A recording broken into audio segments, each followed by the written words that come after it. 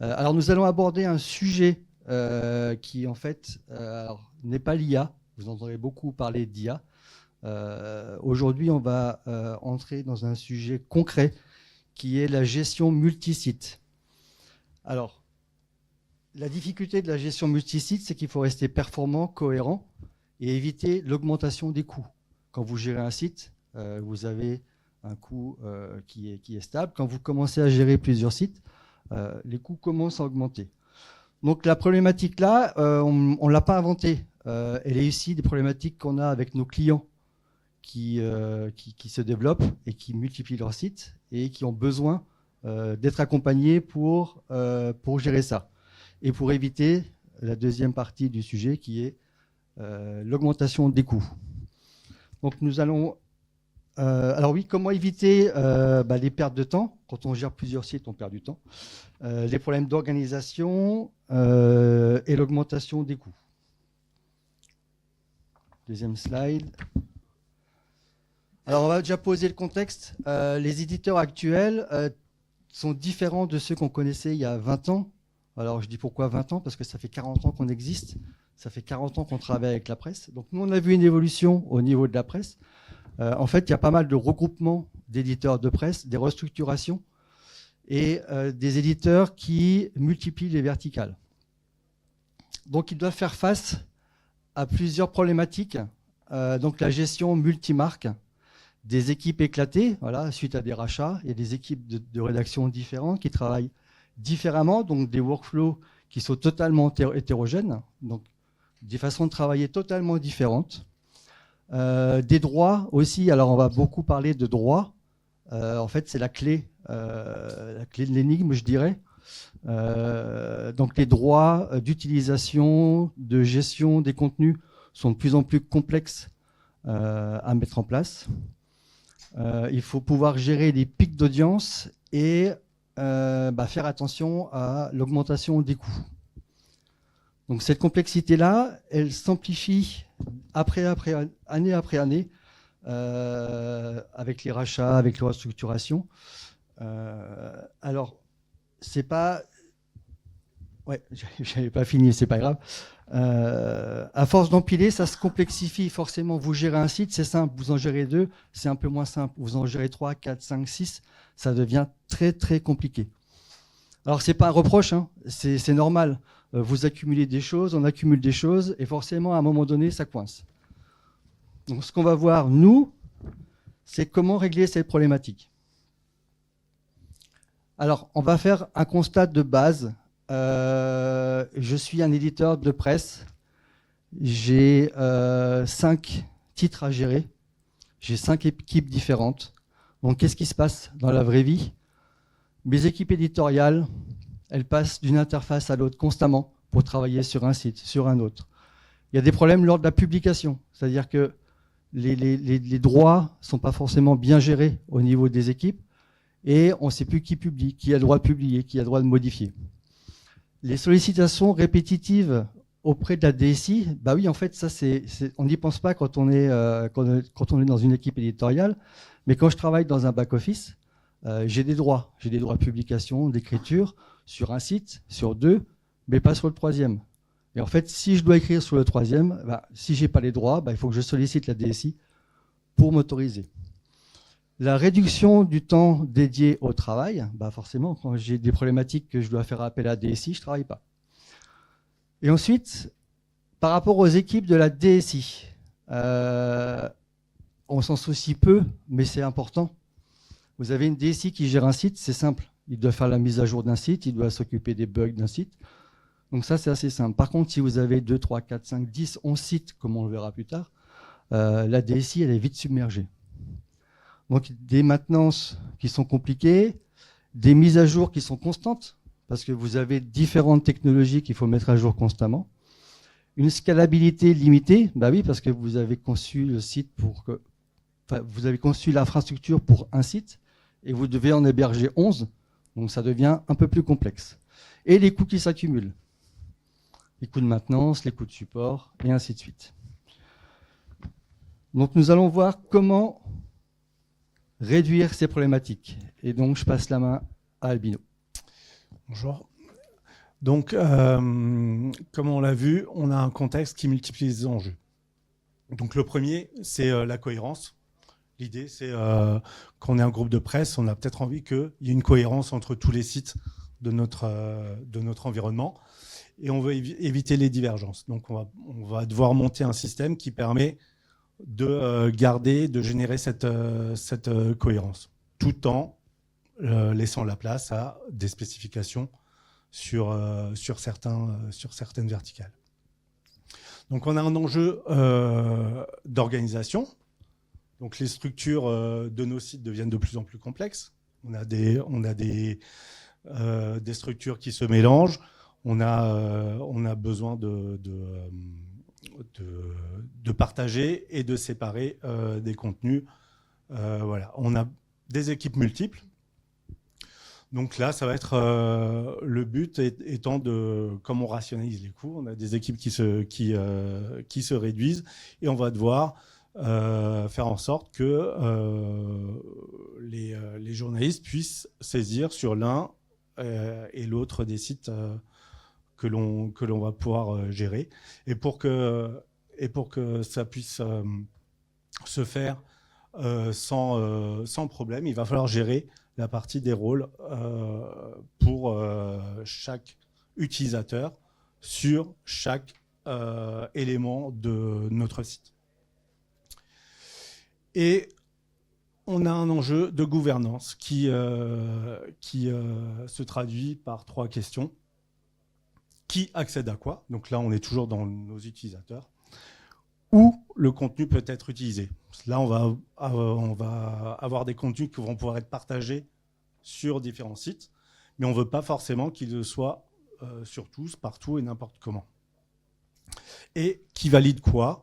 Et là, on parle d'un workflow unifié pour l'ensemble de nos utilisateurs qui permet de gérer en fait la validation de ces contenus et des publications que l'on va pouvoir faire.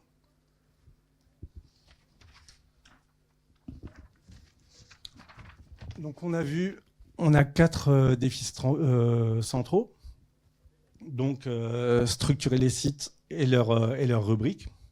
Donc l'idée étant de structurer l'ensemble de nos contenus pour permettre de bien gérer les différents accès et les différents partages de contenus.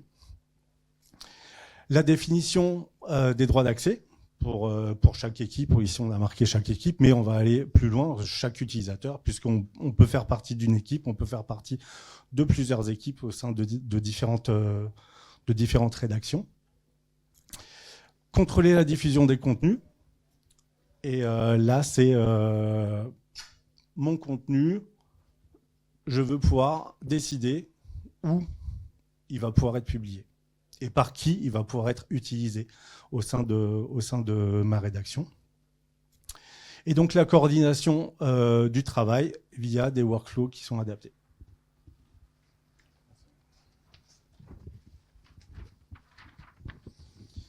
Donc, pour répondre à cette problématique, avec l'expérience qu'on a de nos différents clients, on a établi quelques règles simples. Donc la première, c'est l'héritage. Donc on est dans une structure hiérarchique où tout découle d'un héritage. On va avoir, par exemple, on va pouvoir regrouper les sites dans des familles de sites. On va pouvoir ensuite, pour chaque site, avoir son propre rubricage, etc. et différents sous-niveaux dans notre rubricage. On va pouvoir du coup gérer les droits d'accès. C'est qu'on a une structure hiérarchique, on va pouvoir ensuite accéder, gérer les contenus sur tout ou partie d'une structure hiérarchique. Donc on va pouvoir utiliser cet héritage. J'accède à une partie de ma structure et je peux avoir accès à l'ensemble des sous-parties de cette structure, mais pas forcément des parties supérieures. Les droits d'exploitation, et ça c'est le cœur en fait de notre système, c'est en fait définir lorsque je crée un contenu, on va pouvoir définir des règles pour dire où, par quel site, par quel élément de notre structure, cet article, ce contenu, cette image va pouvoir être utilisé. Donc on va pouvoir à la fois partager et on va pouvoir aussi restreindre l'utilisation de ces contenus à différents niveaux ou sous-niveaux. Et donc pour gérer ça, on utilise un système de workflow qui sont adaptés à chaque type de contenu. C'est-à-dire que, par exemple, on ne va pas gérer un workflow pour quand on saisit une brève qui va être partagée rapidement. On ne va pas avoir besoin d'avoir un workflow aussi complexe que quand on fait un article de fond où on va devoir illustrer le contenu, on va devoir l'enrichir et le contrôler.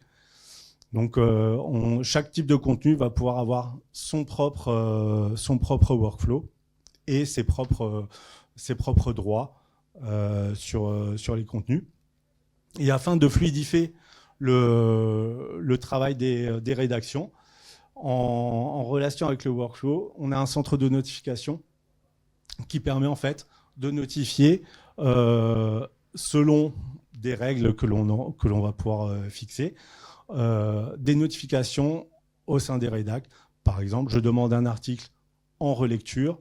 La personne qui est chargée de relire va recevoir une notification sur son appli pour dire cet article est arrivé, il faut le relire, il faut le valider, passer à l'étape suivante du workflow. Donc là, on a un exemple. Donc on peut avoir ici différents articles. Donc on a un article. C'est un exemple simple. Hein. Oui. Donc c'est plus pour illustrer un peu la partie théorique. Donc on a un article ici qui va pouvoir être utilisé uniquement sur le site numéro 1. Un deuxième article qui va être partagé sur 2 sites et un troisième article qui est utilisé uniquement sur le site numéro 2. On va voir. Donc ici on a la partie des droits d'exploitation qui définit où mon contenu va pouvoir être utilisé. Donc ici, on l'a sur l'ensemble du site, mais on va pouvoir le mettre dans un niveau de rubrique et de sous-rubrique. Ici, de l'autre côté, on a les droits d'accès. Donc les droits d'accès de nos utilisateurs. On peut avoir un utilisateur qui n'a le droit d'accès et n'a le droit de gérer que la rubrique 1 de notre premier site. Un deuxième utilisateur qui, lui, va avoir les droits sur l'ensemble des 2 sites. Et un troisième utilisateur qui aura le droit d'accès à la rubrique 1 sur notre site et la globalité du site numéro 1. Donc ça, c'est plus pour montrer un peu comment on va pouvoir structurer la gestion des droits, aussi bien des droits d'exploitation de nos contenus que des droits d'accès, des droits de publication, d'action sur nos contenus au sein du CMS.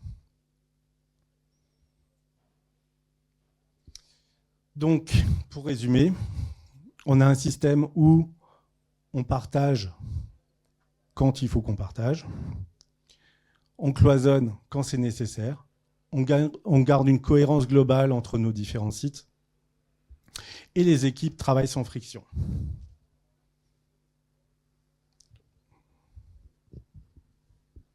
Merci Albino. Alors, si on devait résumer, je ne sais pas si vous avez encore en tête tout ce que Albino a dit. Je sais, c'est complexe, ça peut paraître complexe, mais c'est assez simple, vous verrez. On pourrait dire que c'est une question philosophique. En fait, le problème, il n'est pas technique. Le problème, il est au niveau de l'organisation. Si vous êtes bien organisé, la technique se fera oublier.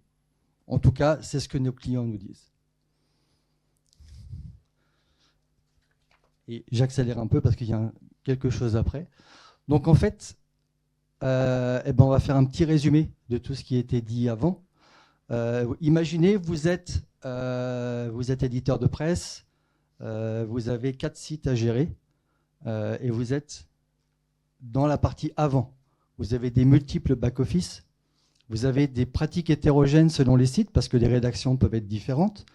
Vous avez des workflows dispersés parce que la façon de travailler est différente. Vous avez une forte dépendance de la DSI, ça on le rappelle, c'est important, parce que vous avez des problèmes de droit, de gestion du back-office.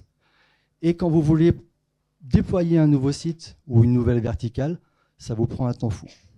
Avec un back-office unifié, vous avez une interface unique, des processus homogènes, une gouvernance facilitée, une réduction des interventions manuelles, puisque tout est géré via le workflow, et un lancement rapide d'une nouvelle marque ou d'un nouveau site. Alors ça, c'est les fameux chiffres. Alors je profite de ce tableau. On ne s'est pas présenté, on va le faire après, c'est fait exprès. Vous voyez avec qui on travaille. Donc on travaille avec la Dépêche, les Échos, pour la science, et un client du secteur bancaire dont je n'ai pas l'autorisation de citer le nom. Donc c'est pour démontrer quoi alors avec un produit, un back-office unifié, vous pouvez gérer de 1 site à 11 sites. La problématique, elle est la même, sauf que c'est une histoire d'échelle en fait. Si vous avez 2 sites qui sont bien gérés, vous pouvez monter facilement à 11 sites. Si maintenant, au niveau des droits d'accès, de la gestion des workflows, de la gestion éditoriale, c'est un peu chaotique, vous n'arriverez jamais à monter à 11 sites. Et on le voit, il suffit de regarder les chiffres. Là, sur les Échos, on a 9 sites qui sont gérés avec 396 utilisateurs back-office. Et ils produisent, au mois d'octobre, ils ont produit à peu près 5500 articles et 50 000 depuis le début de l'année. Pour la Dépêche, qui eux gèrent 11 sites via le même back-office, ils ont plus de 1000 utilisateurs, presque 38 000 articles publiés et presque 370 000 depuis le début de l'année. Alors vous imaginez, si tout n'est pas automatisé, si les droits sont mal gérés, si les workflows sont mal gérés, c'est impossible. Alors la dernière ligne, l'uptime du service, je pense que vous savez à quoi ça correspond, c'est la disponibilité du back-office et du front-office. Alors ces uptime-là, on les a chez nous parce que notre outil, notre back-office unifié, c'est nous qui l'hébergeons. Donc on a conçu une plateforme, ce qu'on appelle une plateforme haute disponibilité, pour assurer le service. Alors imaginez, ça peut paraître pas grand-chose. Vous dites, ah mais si le site s'arrête 1 heure, c'est pas grave. Mais imaginez, les Échos, il y a un krach boursier qui arrive. Tous les rédacteurs sont sur le front pour rédiger des articles. Et ici, le service y tombe. C'est catastrophe. Dernière salve de chiffres. Alors ça, c'est le ROI moyen qui est estimé. On a travaillé avec nos clients pour savoir ce que ça leur a apporté. Donc en moyenne, on a un gain de temps de 20 à 30% sur la gestion éditoriale. Donc ça, je ne l'invente pas. C'est la responsable du développement numérique de Malaisia Publications qui nous dit une meilleure gestion des contenus, plus rapide et plus efficace. La gestion multisite est pour nous un gain de temps. 10 à 15% de réduction des coûts de maintenance. Alors je regarde dans la salle, non, Mustapha n'est pas là, c'est pas grave. En fait, vous avez un seul back-office, donc forcément, les mises à jour du back-office, il y en a une seule. La mise à jour de la stack technique, il y en a une seule. Vous voulez faire évoluer le produit, il y en a un seul. Tout est unifié. Et le chiffre qui, somme toute, paraît le plus important au final, c'est 5 à 10% de CA supplémentaires. Alors c'est difficile à imaginer. Comment on peut faire plus de chiffre d'affaires en utilisant un back-office unifié? Tout simplement, on a une meilleure productivité. Le SEO est amélioré. Pourquoi? Parce qu'on a une plateforme de haute disponibilité qui rend rapidement les pages. On a la stabilité aussi de l'infrastructure et une diffusion multicanal. Alors ça, c'est une particularité de notre outil, c'est qu'il est doté d'API qui permettent de diffuser les contenus sur tous les canaux. Et ça, le dernier point, c'est le responsable technique du numérique du Telegram qui nous le dit. Les performances sont au rendez-vous et nous avons observé une belle progression de notre audience depuis le lancement du nouveau site.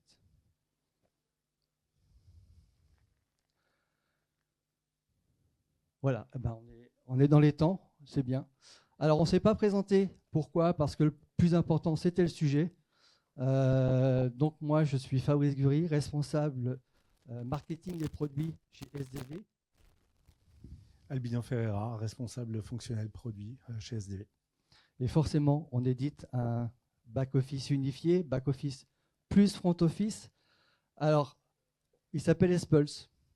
Dans notre outil, en fait, ce qu'on propose, nous, ce n'est pas juste un outil, c'est un écosystème complet qui comprend le back-office, le front-office et une chose importante qu'on oublie souvent, l'hébergement du service.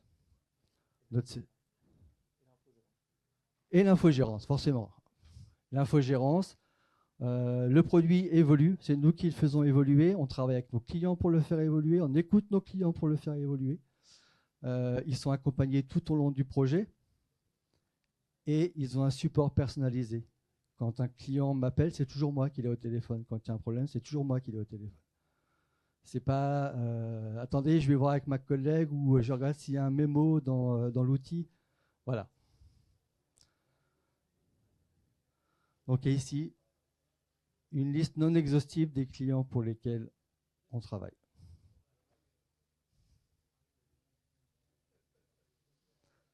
Merci beaucoup de votre attention. Si vous avez des questions, c'est maintenant. Si vous n'en avez pas maintenant, peut-être qu'elles reviendront après.